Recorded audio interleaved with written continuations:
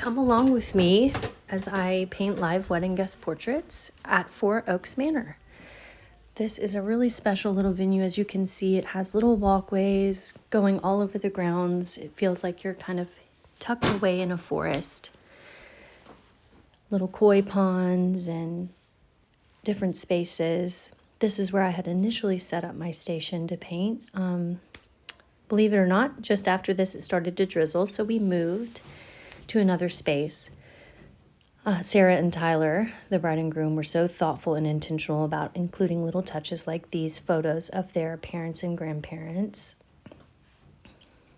And now I'm going to take you into the carriage house, which is where Four Oaks Manor will usually put the cake and other desserts, things that need to be kept cooler.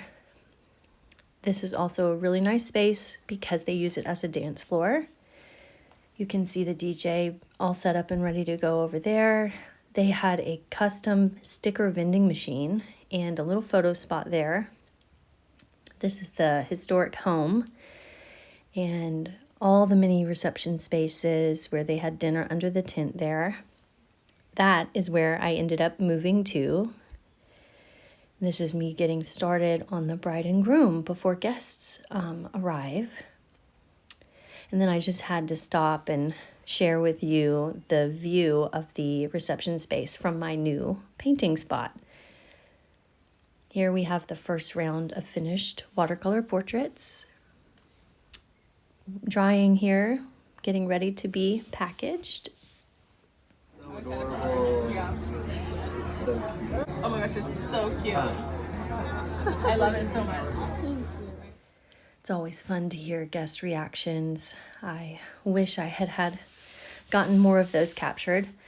Here's a second round of finished portraits, finally packaged up and ready for guests to grab them.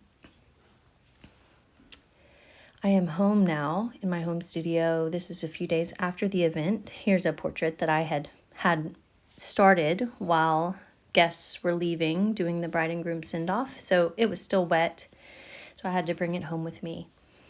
Sara, the bride, commissioned me to not only paint for the 4 hours of the wedding, but to bring home the remaining photos and also complete those to ship to her. So that's just a really good way to make sure that if you have kind of a head count that's on the bigger side, she still only wanted one artist, but I can't do 100 guests in 4 hours. So it's just a way to make sure that everybody receives one.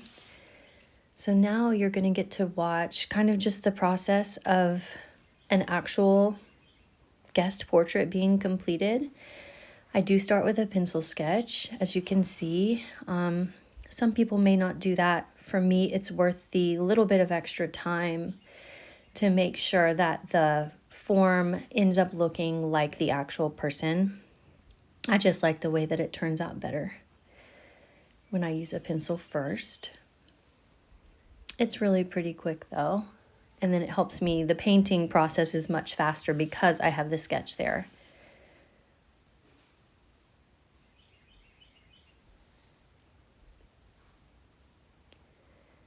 I may leave the sound on in this next clip so that you can hear the birds and the sound of the paintbrush on the page. Here I am mixing up the skin tones.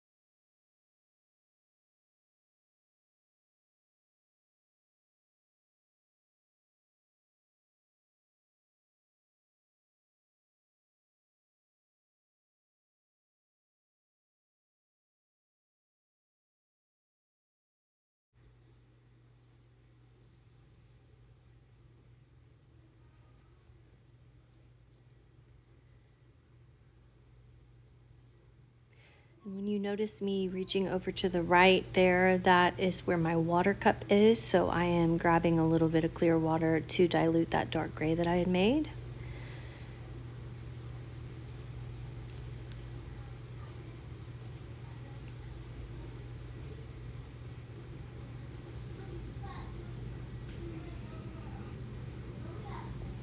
Had a little bit of a brush malfunction here. They kept rolling into my view. And the last little touch is that I noticed I forgot to paint in her sheer sleeves. She had cute little see-through sleeves on her dress. And that's it. It's finished. Super simple. I think it turned out cute. I think it took about 4 minutes, maybe 4.5 with the parts that I cut out. And then I wanted to highlight this last little beautiful detail, the custom embossing that I offered to all of my brides. I hope y'all enjoyed. See you next time.